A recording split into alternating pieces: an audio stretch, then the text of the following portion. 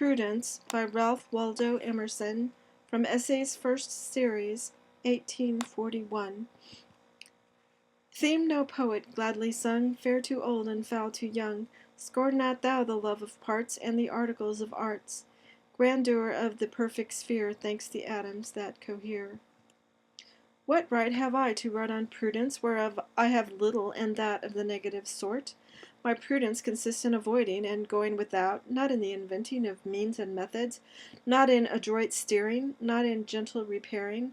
I have no skill to make money spend well, no genius in my economy, and whoever sees my garden discovers that I must have some other garden. Yet I love facts and hate lubricity, and people without perception. Then I have the same title to write on prudence that I have to write on poetry or holiness. We write from aspiration and antagonism as well as from experience. We paint those qualities which we do not possess. The poet admires the man of energy and tactics. The merchant breeds his son for the church or the bar. And where a man is not vain and egotistic, you shall find what he has not by his praise. Moreover, it would be hardly honest in me not to balance these fine lyric words of love and friendship with words of coarser sound, and, whilst my debt to my senses is real and constant, not to own it in passing. Prudence is the virtue of the senses. It is the science of appearances. It is the outmost action of the inward life. It is God taking thought for oxen. It moves matter after the laws of matter. It is content to seek health of body by complying with physical conditions, and health of mind by the laws of the intellect. The world of the senses is a world of shows. It does not exist for itself, but has a symbolic character, and a true prudence or law of shows recognizes the co-presence of other laws, and knows that its own office is subaltern, knows that it is surface and not center where it works. Prudence is false when detached. It is legitimate when it is the natural history of the soul incarnate, when it unfolds the beauty of laws within the narrow scope of the senses. There are all degrees of proficiency in knowledge of the world. It is sufficient to our present purpose to indicate three. One class live to the utility of the symbol, esteeming health and wealth a final good. Another class live above this mark to the beauty of the symbol, as the poet and artist and the naturalist and men of science. A third class live above the beauty of the symbol to the beauty of the thing signified. These are wise men. The first class have common sense, the second, taste, and the third, spiritual perception. Once in a long time a man traverses the whole scale and sees and enjoys the symbol solidly, then also has a clear eye for its beauty, and, lastly, whilst he pitches his tent on this sacred volcanic isle of nature, does not offer to build houses and barns thereon, reverencing the splendor of the God which he sees bursting through each chink and cranny. The world is filled with the proverbs and acts and winkings of a base prudence which is a devotion to matter, as if we possessed no other faculties than the palate, the nose, the touch, the eye and ear, a prudence which adores the rule of three, which never subscribes, which never gives, which seldom lends, and asks but one question of any project: will it bake bread? This is a disease like a thickening of the skin until the vital organs are destroyed. But culture, revealing the high origin of the apparent world, and aiming at the perfection of the man as the end, degrades everything else, as health and bodily life, into means. It sees prudence not to be a several faculty, but a name for wisdom and virtue conversing with the body and its wants. Cultivated men always feel and speak so, as if a great fortune, the achievement of a civil or social measure, great personal influence, a graceful and commanding address, had their value as proofs of the energy of the spirit. If a man lose his balance and immerse himself in any trades or pleasures for their own sake, he may be a good wheel or pen, but he is not a cultivated man. The spurious prudence, making the senses final, is the god of sots and cowards, and is the subject of all comedy. It is nature's joke, and therefore literature's. The true prudence limits this sensualism by admitting the knowledge of an internal and real world. This recognition once made, the order of the world and the distribution of affairs and times being studied with the co-perception of their subordinate place, will reward any degree of attention.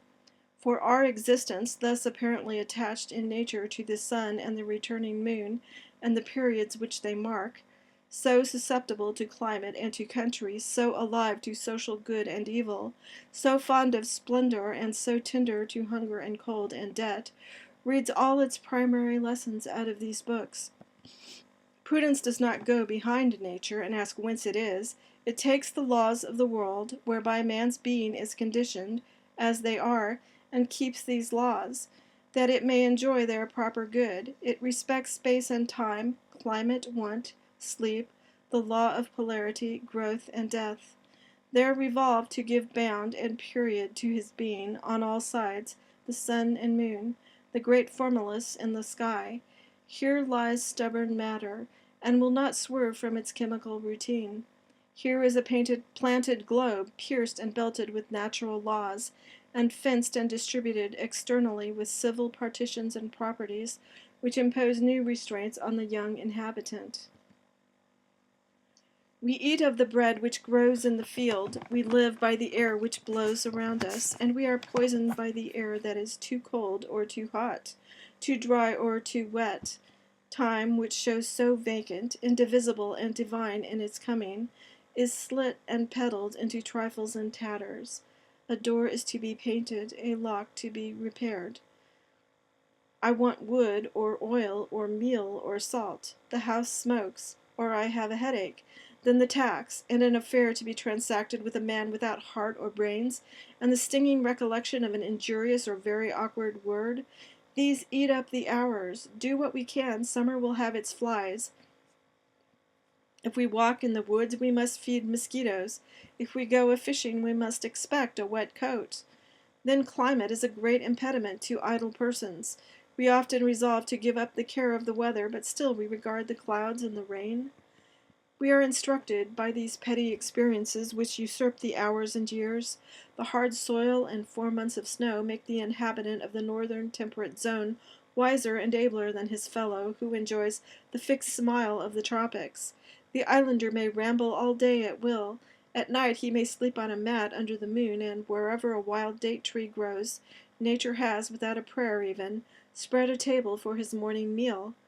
The northerner is perforce a householder. He must brew, bake, salt, and preserve his food, and pile wood and coal. But as it happens that not one stroke can labor lay to, without some new acquaintance with nature, and as nature is inexhaustibly significant, the inhabitants of these climates have always excelled the southerner in force. Such is the value of these matters, that a man who knows other things can never know too much of these.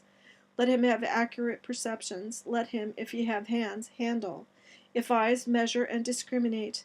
Let him accept and hive every fact of chemistry, natural history, and economics.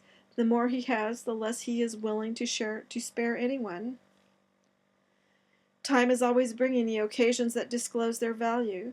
Some wisdom comes out of every natural and innocent action. The domestic man who loves no music so well as his kitchen clock, and the airs which the logs sing to him as they burn on the hearth, has solaces which others never dream of. The application of means to ends ensures victory and the songs of victory, not less in a farm or a shop than in the tactics of party or of war. The good husband finds method as efficient in the packing of firewood in a shed, or in the harvesting of fruits in the cellar, as in peninsular campaigns or the files of the Department of State. In the rainy day he builds a workbench or gets his toolbox set in the corner of the barn chamber, and stored with nails, gimlet, pincers, screwdriver, and chisel. Herein he tastes an old joy of youth and childhood, the cat-like love of garrets, presses, and corn chambers, and of the conveniences of long housekeeping.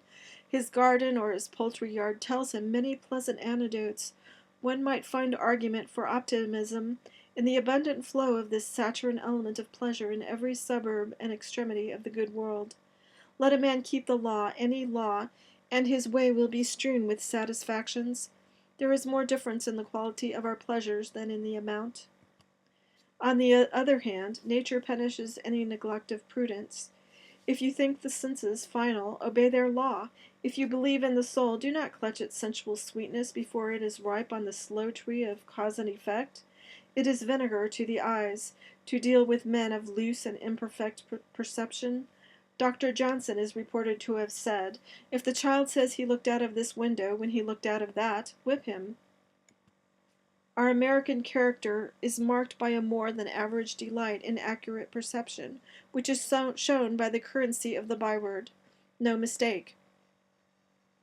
But the discomfort of unpunctuality, of confusion of thought about facts, of inattention to the wants of tomorrow, is of no nation. The beautiful laws of time and space, once dislocated by our inaptitude, are holes and dens. If the hive be disturbed by rash and stupid hands instead of honey, it will yield us bees. Our words and actions, to be fair, must be timely. A gay and pleasant sound is the wedding of the Cid in the mornings of June, yet what is more lonesome and sad than the sound of a whetstone or mower's rifle when it is too late in the season to make hay? Scatterbrained and afternoon men spoil much more than their own affair in spoiling the temper of those who deal with them. I have seen a criticism on some paintings of which I am reminded when I see the shiftless and unhappy men who are not true to their senses.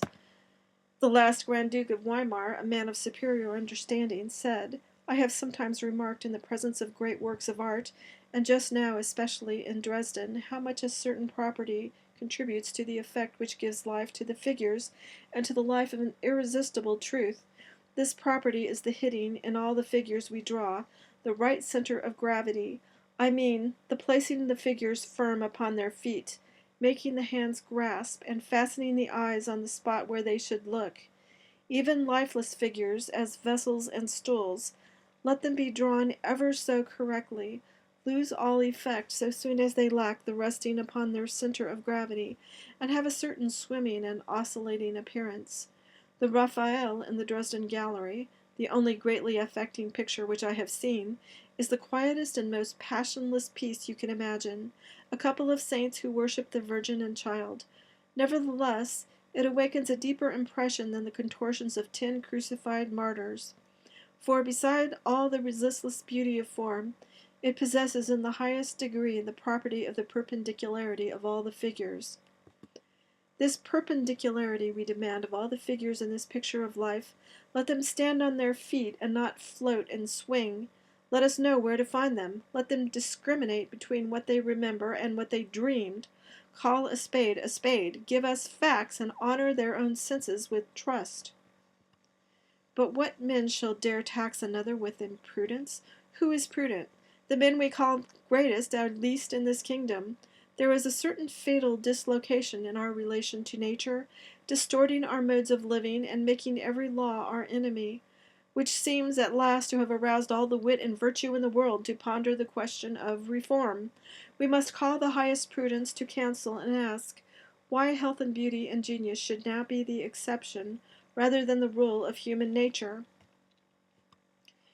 We do not know the properties of plants and animals and the laws of nature through our sympathy with the same, but this remains the dream of poets.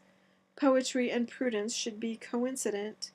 Poets should be lawgivers, that is, the boldest lyric inspiration should not chide and insult, but should announce and lead the civil code and the day's work. But now the two things seem irreconcilably parted. We have violated law upon law until we stand amidst ruins, and when by chance we espy a coincidence between reason and the phenomena, we are surprised. Beauty should be the dowry of every man and woman, as invariably as sensation, but it is rare. Health or sound organization should be universal. Genius should be the child of genius, and every child should be inspired. But now it is not to be predicted of any child, and nowhere is it pure.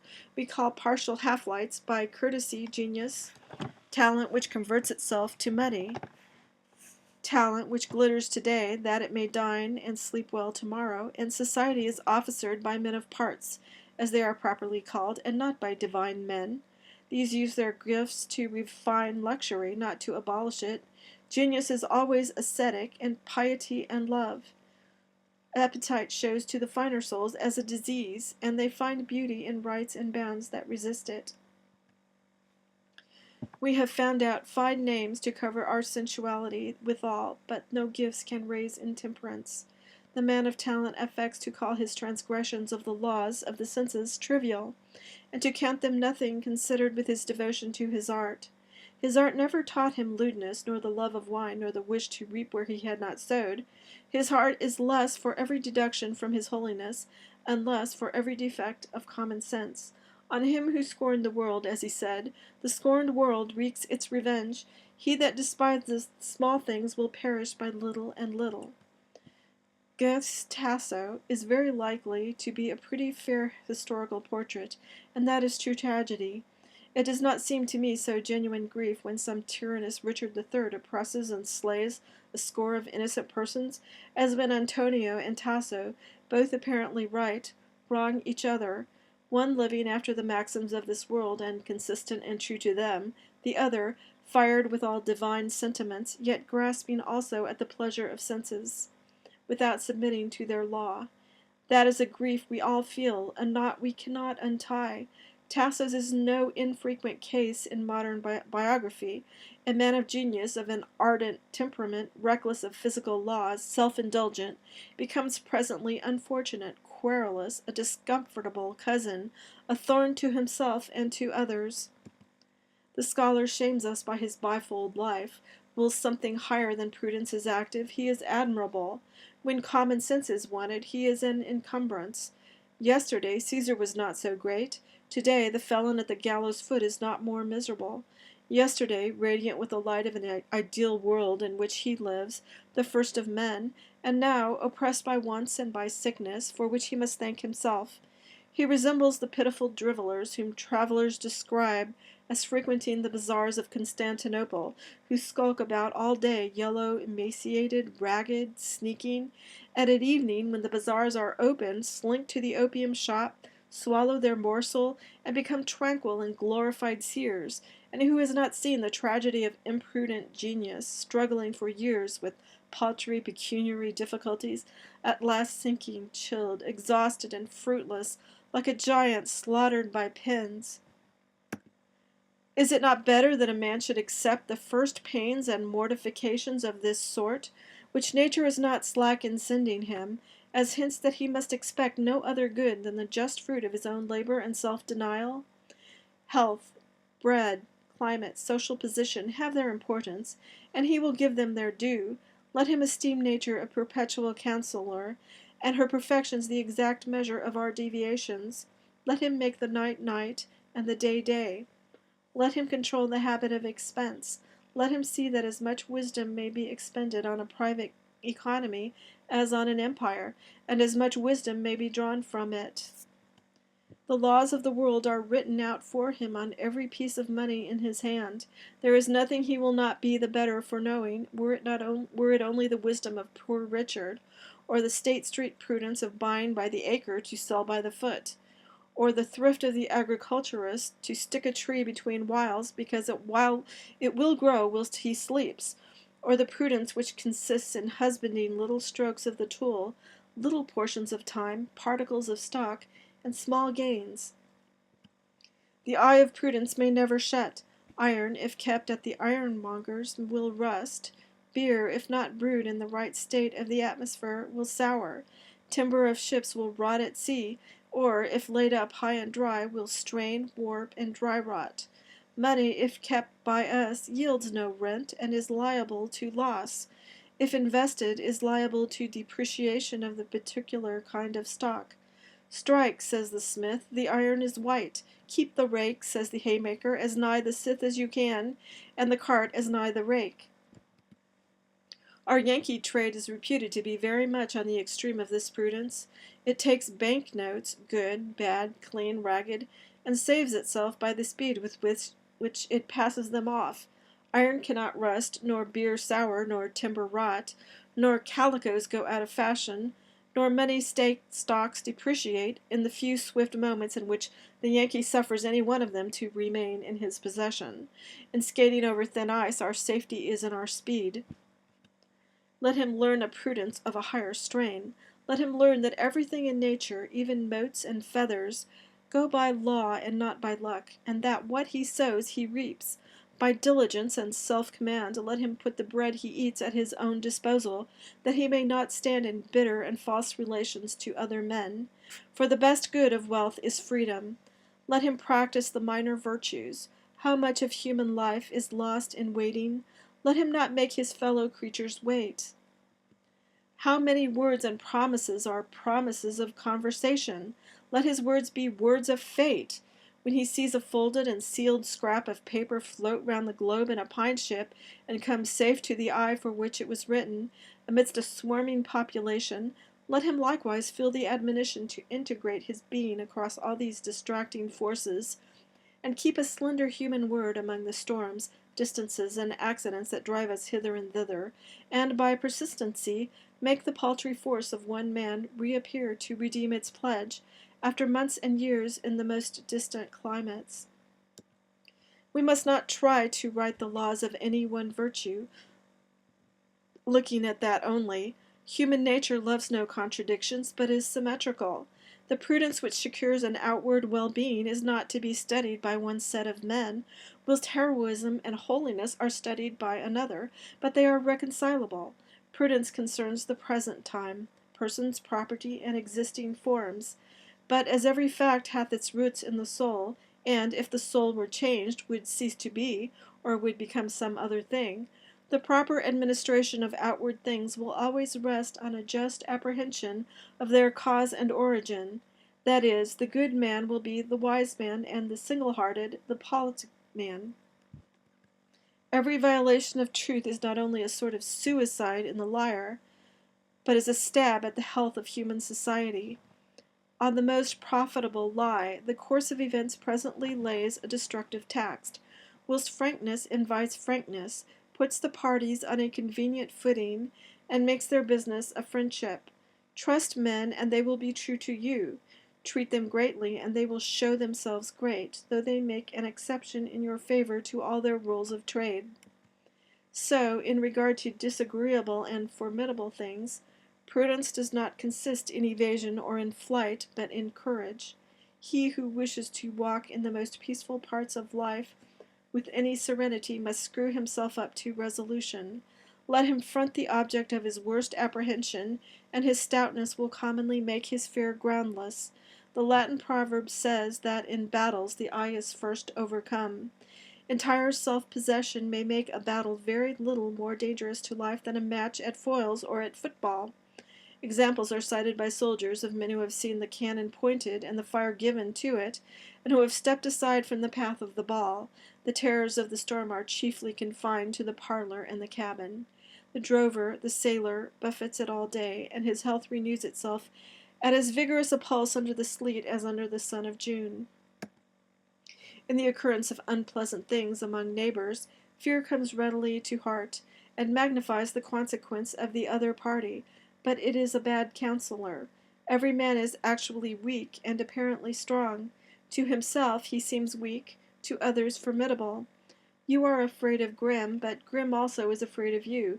You are solicitous of the goodwill of the meanest person, uneasy at his ill will, but the sturdiest defender of your peace and of the neighborhood, if you rip up his claims, is as thin and timid as any. And the peace of society is often kept, because, as children say, one is afraid, and the other dares not. Far off men swell, bully, and threaten. Bring them hand to hand, and they are a feeble folk. It is a proverb that courtesy costs nothing, but calculation might come to value love for its profit. Love is fabled to be blind, but kindness is necessary to perception. Love is not a hood, but an eye-water. If you meet a secretary or a hostile partisan, never recognize the dividing lines, but meet on what common ground remains. If only that the sun shines and the rain rains for both, the area will widen very fast, and ere you know it, the boundary mountains, on which the eye had fastened, have melted into air. If they set out to contend, St. Paul will lie, and St. John will hate. What low, poor, paltry, hypocritical people an argument on religion will make of the pure and chosen souls! They will shuffle and crow, crook and hide, feign to confess here, only that they may brag and conquer there, and not a thought has enriched either party, and not an emotion of bravery, modesty, or hope. So neither should you put yourself in a false position with your contemporaries by indulging a vein of hostility and bitterness, though your views are in straight antagonism to theirs. Assume an identity of sentiment. Assume that you are saying precisely that which all think, and in the flow of wit and love roll out your paradoxes in solid column, with not the infirmity of a doubt. So at least shall you get an adequate deliverance. The natural motions of the soul are so much better than the voluntary ones, that you will never do yourself justice in dispute. The thought is not then taken hold of by the right handle, does not show itself proportioned, and in its true bearings, but bears extorted, hoarse, and half witness. But assume a consent, and it shall presently be granted, since really, and underneath their external diversities, all men are of one heart and mind. Wisdom will never let us stand with any man or men on an unfriendly footing. We refuse sympathy and intimacy with people, as if we waited for some better sympathy and intimacy to come. But whence and when? Tomorrow will be like today. Life wastes itself whilst we are preparing to live. Our friends and fellow workers die off from us. Scarcely can we say we see new men, new women approaching us. We are too old to regard fashion, too old to expect patronage of any greater or more powerful. Let us suck the sweetness of those affections and consuetudes that grow near us. These old shoes are easy to the feet. Undoubtedly we can easily pick faults in our company, can easily whisper names prouder, and that tickle the fancy more. Every man's imagination hath its friends, and life would be dearer with such companions. But if you cannot have them on good mutual terms, you cannot have them. If not the deity, but our ambition, hues and shapes the new relations, their virtue escapes, as strawberries lose their flavor in garden beds. Thus, truth, frankness, courage, love, humility, and all the virtues range themselves on the side of prudence, or the art of securing a present well-being. I do not know if all matter will be found to be made of one element, as oxygen or hydrogen at last, but the world of manners and actions is wrought of one stuff, and, begin where we will, we are pretty sure in a short space to be mumbling our 10 Commandments.